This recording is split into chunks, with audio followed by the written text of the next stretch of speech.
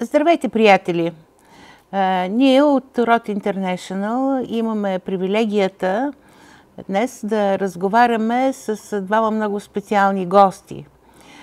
Госпожица Вероника Пшебирала от Полша, която представлява голямата и известна организация Ордо Юрис, за която ще стане дума, и господин Левенте Сикра, така, от Унгария, който е адвокат и е член на една консервативна организация, хуманитарна организация, близка до управляващата партия Фидес. Казвам им добре дошли, you're very welcome. Първо ще помоля нашите гости да се представят с няколко думи. Вероника, please, can you say a few words about your activity in Poland? Of course. My name is Weronika Przybierała. I am director of the International Law Center in Ordo Juris Institute. Ordo Juris Institute is a non-governmental organization, a legal think tank that is dealing with protection of the human rights, including the right to life from conception to natural death, also family rights, and we are mostly preparing analysis and legal opinions, also draft of laws, and we are representing individuals and organizations in courts. Thank you. Levente, could you please say a few words about your organization and your specific activity? Yes, I am Levente Sikra. I am a legal analyst at Center for Fundamental Rights, which is as well a conservative and non-governmental organization and legal think tank. But we also have activities on the political analysis in Hungary. We organizing a lot of conferences and events concerning our main topics. For example, we organized the CPAC, the Conservative Political Action Conference in Hungary this year. And our slogan says common sense, nation and Christianity. These are the basic values of the Center for Fundamental Rights, and of course we are present in the Hungarian media, and we are doing everything to make our position and seeing of the world more popular. Thank you very much. In this month of the family, we are striving to promote conservative family values in Bulgaria, which is not the easiest thing to do, having in mind the heavy-handed propaganda of the gender movement and the gender ideology here in our country. So, Ms. Pshebirala, can I ask you to say a few words about the conservative movements in Europe, and what is your opinion and the position of Ordo Juris? Will we ever reach the level of government policy in promoting the family values? Thank you very much for the invitation, and it's a pleasure for me to be here. And it's quite a tricky question, because I hope we will have a strong conservative movement in Europe. I think we have something similar for now, because we as Ordo Juris Institute are very much in favor of the conservative values, and we, for example, with Center for Fundamental Rights from Hungary, built a coalition called Alliance for the Common Good, which consists of the 5 so-called, let's say, conservative entities from Spain, from Italy, from Hungary, from Poland, from Czech Republic, and Slovakia as well. And we are doing our best to raise the conservative values and to show, especially in the area of European Union, that conservative people are present, and we are getting stronger. And can Rod International apply for membership? Of course, I think during our second meeting with Mr. Sheitanov and the other members of the organization discussed their their commitment to be one of the members of the Alliance for the Common Good, and they are very much welcome. Thank you. Well, can you say a few words about the letter you mentioned in our preliminary conversation? Yes, this year we sent to embassies a letter to remind them about the provision of the Vienna Convention on the Diplomatic Relation, that pursuant to Article 41, the Convention, members of the diplomatic mission should not interfere in the law, the internal policy of the country. Exactly, and should be neutral during the Pride Month. And just to remind them also the provision of the Polish law, according to which marriage is an alliance of one man and one woman. Also that the family is under protection of the constitution, and a few other provisions of the family law in Poland that are, let's say, not in the same way of the postulate of the LGBT environment. It's absurd that diplomats should be reminded about the Vienna Convention. They should have studied it in university, but anyway, what's the answer? Did you get any feedback from them? Unfortunately not. However, we received a response from the Hungarian ambassador that she knows the provision and she will not interfere. Oh, right. Well, that's something. Exactly. Yes. As far as I know, recently the Polish government adopted a family charter for the protection of families against this ideological neo-imperialism, as you call it on the site of Ordo Iuris. Will it be codified into a law? It's hard to say if it will be. However, we have a very strong family law and the constitutional provisions that are protecting the marriage, as I already said, and the family, that it should be the changing in the constitution to change the protection. So I'm not sure if it's necessary. And my last question is, are there LGBT plus regions in Poland? No, there aren't. There aren't. There is a completely lie that is very much present in the European Parliament, actually. Yes. And we are sending from time to time memorandum to the members of the European Parliament that there is no any LGBT-free zones in Poland, and there weren't any time in the history. And this is a big lie prepared by one of the activists, LGBT activists from Poland. Right. I will now ask Mr. Levente Sikra to answer a few questions about family policy, because the month of the family in Bulgaria, as organized by ROT International, is closely related with the demographic problems and, should I say, demographic catastrophe of Bulgaria and actually all East European and Central European countries. Hungary is a beautiful exception. Mr. Orban and his governments conduct a family policy that gave results. So, Mr. Sikra, can you describe in a few sentences what you call, let me see how it was spelled in Hungarian, the policy of CSOK, family allowances, and what was the outcome?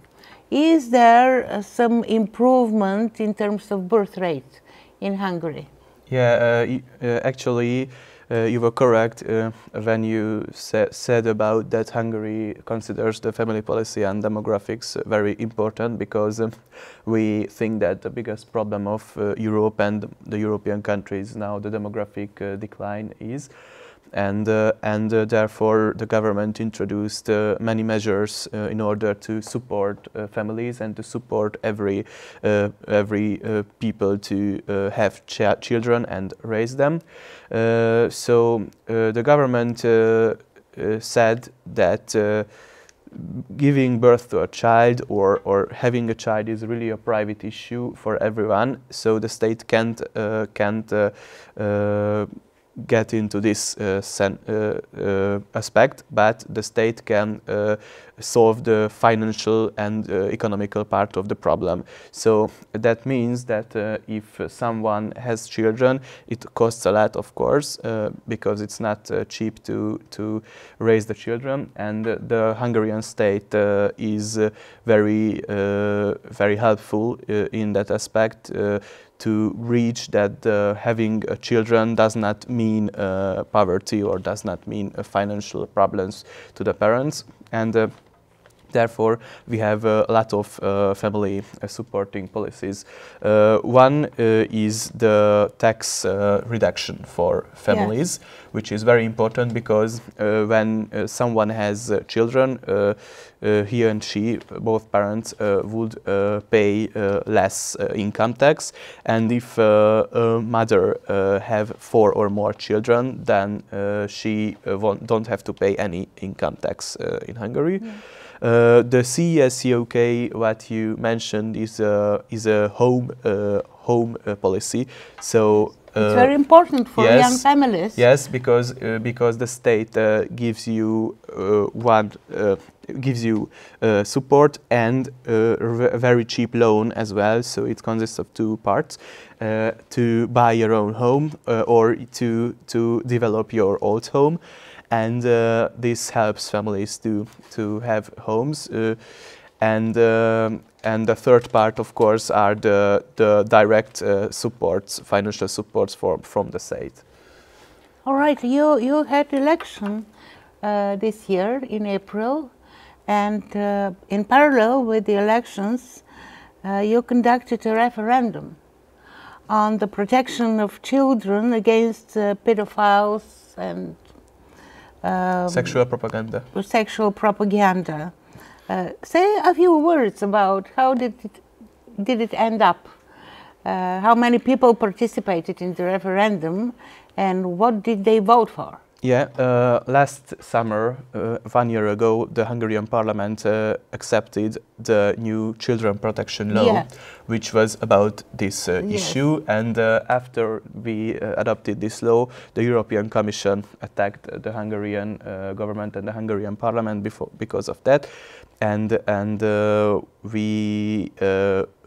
Hungarian government thanked that we should show the European Commission that this law is not only constitutionally okay in Hungary, but has a lot of popular support.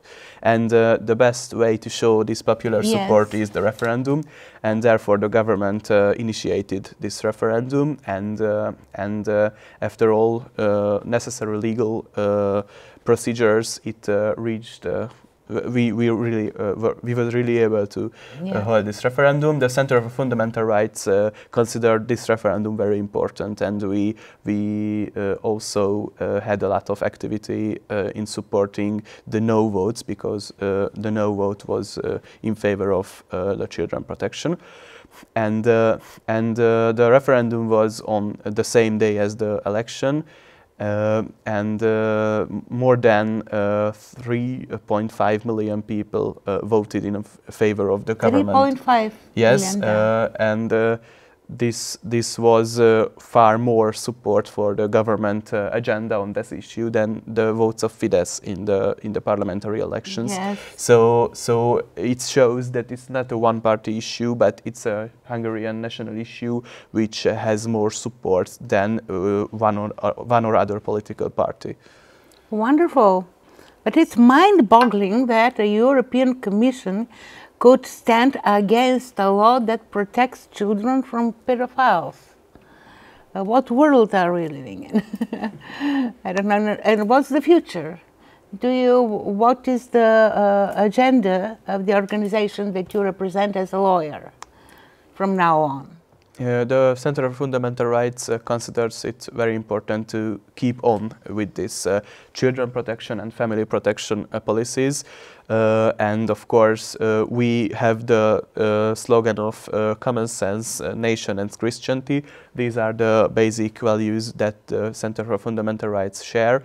And I think apart from the family issues, which are really, really important, we must defend our sovereignty, which is under attack. So we have to keep our values. We have to be loyal and faithful to Christianity, our Christian values, and of course we have to build a European Union which is respecting the nations. So, which European Union is based on the cooperation of nation states and not a federal state. Yes, very, very important aspects. How do you conduct your policy and apply your agenda on the parliamentary level? Do you have regular meetings with members of parliament? Do you offer or propose, more exactly, do you propose legislative steps? We have analyses which we of course publish, and we are very active on the Hungarian media and in the Hungarian social media platforms to reach more people and to communicate our positions on every standard.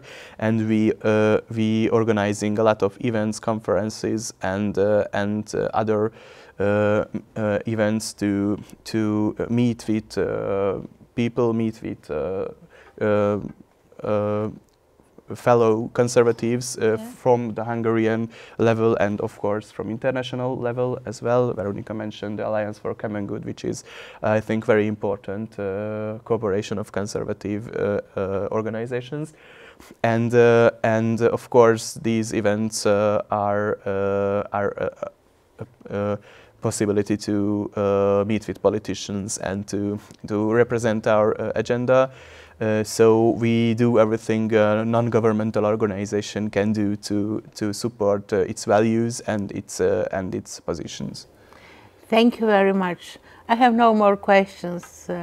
Mr. Sheitanov, if you have some questions or remarks, please feel free. Let's remind our audience that we are gathered today here in relations with the Month of the Family, which is a Rod International initiative.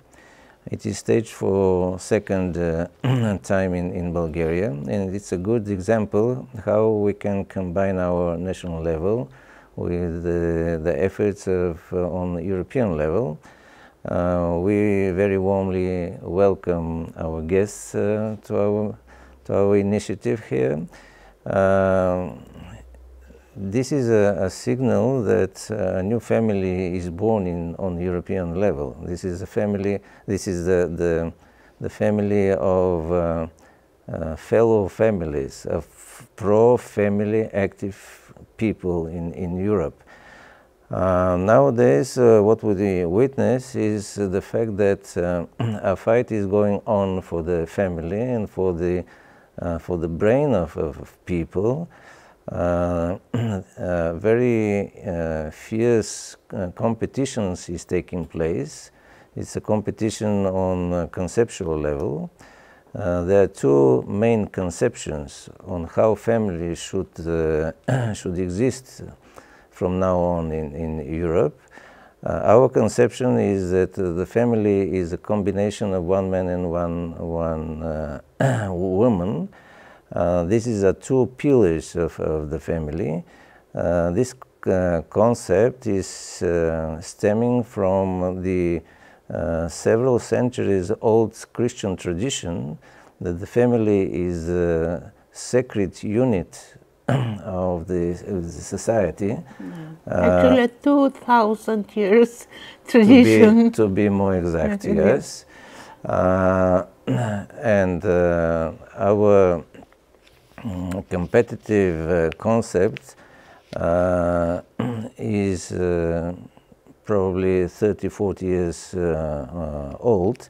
It's a new one compared to the old Christian tradition.